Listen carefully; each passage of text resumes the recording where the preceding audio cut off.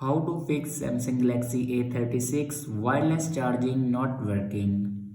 So let's start the video. First of all, restart your device. For restart your device, press and hold power button and then click on restart. After restart your device, then open settings and scroll down and click on battery.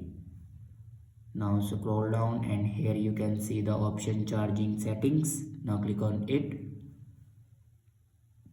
Now here you can enable your fast charging, wireless charging. If you turn off your fast wireless charging, then turn it on. After enable your wireless fast charging, then go back and scroll down and click on software update. Now here you can check your latest version will be updated or not. If it isn't updated to latest version, then update it to latest version.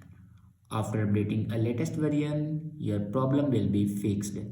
I hope this video is helpful for you. Thanks for watching.